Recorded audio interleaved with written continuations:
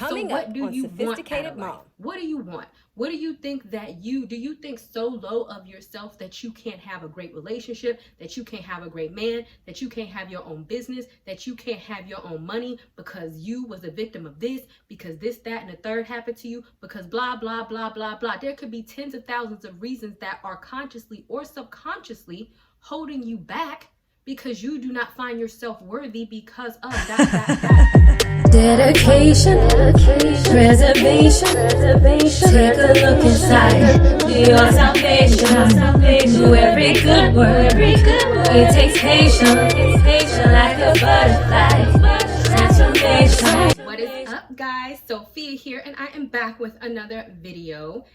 And if you are new to my channel, then don't forget to subscribe so you can stay updated on all of my videos. And don't forget to check the description box because I always put a lot of stuff in there, like my products, my books, and also my Patreon where I talk about all things leveling up. So what we're going to be talking about today is how to move on from the issues of your past and how your past does not define you. There's a lot of people like if I show y'all, I'm gonna put my level up video in the description box, because if I was to tell y'all about my past, you'd be like, I'm sorry, who are you? Like, are you the same person? Because the past does not define you. And just because you have a rocky past, you might have been promiscuous, you might have had some issues, you might have been a freaking whack job, you might have done some crazy things up in your past. But at the end of the day, you should never remain stagnant. Like if 5 years from now, somebody looks at you and they be like, dang, you still doing the same old nonsense, acting like you're same old ratchet behind, not being about anything self, then you have a problem. Because a lot of people like to be like, oh, okay, but I've always been this way. But if it's not serving you, then let it go. If you feel like, oh, I've had some issues with men, or I was, a casual sexer, I don't know how else to put it, then no good man will ever want me, or I came from this place, or I have this certain type of background, or I am a single mom because I'm a single mom, or this, that, and the third, then nobody will ever want me. But then you're limiting yourself, because ultimately the past is over and it's done with, and as long as you don't allow the past to affect your future, then guess what? Sky is the limit, right? So the first thing that I want to get into is, y'all know we always get into some Bible stories, and my son actually brought Rahab to my attention. So when the Israelites was coming out of the desert, God promised them the promised land, and he sent 2 spies into the promised land to spy on the land. And basically Rahab, who was a freaking prostitute, it says that she was a prostitute, hid the 2 spies, and they promised her that when the Israelites came to take over the land, that she was gonna be safe. So what is my point? My point is that Rahab went to get married to her husband, which must have been a very rich Jewish individual, which is kind of unheard of because the Israelites normally stick to themselves, on top of the fact that she had Boaz. And I know if y'all know anything about the Bible, then y'all know about Boaz. Boaz owned some fields, Boaz had some servants, Boaz had some money, right?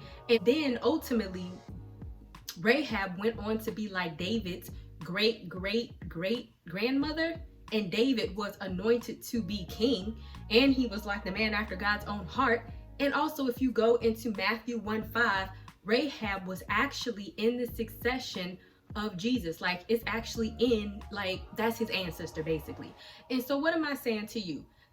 Typically when it came to the Jewish culture, Rahab would have been the last to get married, right? Because, they were stoning people to death for having sex before marriage. But for whatever reason, a good man, found value in Rahab, decided to marry her. She had Boaz, and God thought her so worthy that she was somehow in the ancestry of Jesus himself.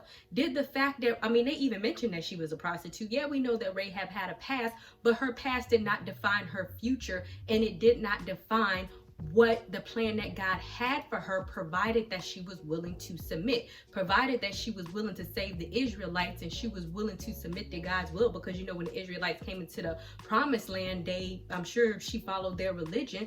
But ultimately, if it's like, okay, I'm willing to do the right thing and turn over a new leaf and leave all of that other stuff that I did in the past, then guess what? You can't say what is and is not possible or impossible for you because God is not counting you unworthy. It says when he forgives your sins, he separates them as far as the east is from the west. When you ask for forgiveness, you're a new person, right?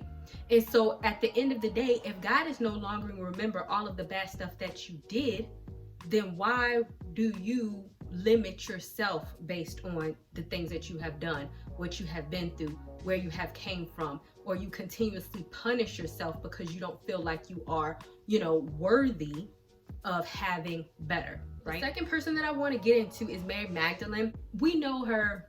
A lot of people think that Mary Magdalene's a prostitute. They don't say that in the Bible, but what they do say in the Bible, if you go to Mark 16:9 and Luke 8:2, is that she was afflicted with 7 demons. So homegirl probably had some issues, and you guys could probably check out the series that I did on the devil in case you're thinking like demons are like spooky and green stuff was like spewing out of her mouth. That wasn't necessarily the case. She could have been afflicted with a lot of works of the flesh. She could have been, a promiscuous person. You don't know, because a lot of that stuff, works of the flesh, and I have a video on that I'll link down in the description box, are of the devil. So when they say demons and evil spirits, yes, she could have been a little crazy. She could have been mad. She could have had things running around her head. It's telling her to go stab folks, or she just could have had a lot of issues that had any of those. But notice that once Jesus decided to heal her, once again, she got up and she did the same things as the disciples. And I also have a video on that when I talk about the women's roles in the church. Mary Magdalene was there all of the way doing the same exact things that the disciples did, because she chose. Every time Jesus healed somebody, he said, get up and sin no more, because she chose to follow Jesus, not go back to her past. Because what does the Bible say? When an unclean spirit is come out of you, yeah, they're gonna wander around, and if you don't stay in the right spot, they're gonna be like, the demon's gonna be like, I don't have nowhere to go, let me go back to my owner and let me bring 7 more or 10 more demons with me. And if you're not in good working order, meaning that if you went back to your old life, or if you are going back to your past mistakes, those issues that you had are going to come back, and it's going to bring other people with it. And so you have to stay on God's path after you heal your issues, because ultimately we know Mary Magdalene, for being the first one after Jesus died to wake up early in the morning to go do the ritual for his body. We know that Mary Magdalene was one of the disciples that did not leave Jesus at the cross when he was being crucified. And we know that Mary Magdalene was the first person that Jesus appeared to upon his resurrection. So he must have thought her something special, despite all of these demons and these issues that she had in the past, once she decided to turn over a new leaf. Right? Last one that I'm going to get into is the adulterous woman. So the adulterous woman, at that time, when a woman was caught committing adultery, they were typically stoned to death. So if you go into John 8:7, I'm not going to read it, but most of y'all are probably familiar with the story where they were dragging out the woman, getting ready to stone her to death. And Jesus came out, and they tried to test him and was like, what should we do with this woman? And he wrote in the sand, those without sin cast the first stone. And then everybody put their stones down and they walked away. And then he looked at the woman. He was like, is there anyone here to condemn you? And he was like, and she was like, no. He was like, okay, but neither do I. So what am I saying? Yes, adultery is wrong. Yes, it is sinful. I mean, we know that. But just because you have made mistakes in the past, just like Jesus told her, I don't condemn you anymore once you are repentant. So what do you want out of life? What do you want? What do you think that do you think so low of yourself that you can't have a great relationship, that you can't have a great man, that you can't have your own business, that you can't have your own money because you was a victim of this, because this, that, and the third happened to you, because blah, blah, blah, blah, blah. There could be tens of thousands of reasons that are consciously or subconsciously holding you back, because you do not find yourself worthy because of ... something that happened that you can't go back and relive. And because of that, you are actually blocking God off from doing a new thing in your life. He doesn't see any person. He is not a respecter of a person, meaning that he don't see one person more or less or insignificant or insignificant than the next. The only thing that he asks is like, yo, just follow me. And you ain't even got to be perfect when you do it. And so when you submit to that, you would just be amazed on the transformation and the blessings and the life that God can have for you in whatever capacity that you want it to be, because sky is the limit. Because if you asking from God and you know it is within his will to bless you, and it is his will to do anything for you in the snap of in a snap of his finger or wink of his eye, or just because he wants to, then you can't place limitations just because you feel I went through, I am not worthy, I am not pretty enough, I am not this enough, I am not that. Then you're literally punishing yourself when God is not punishing you, right? So what am I saying to you? I personally believe that we all have to stop putting limitations on ourselves and see ourselves for as is.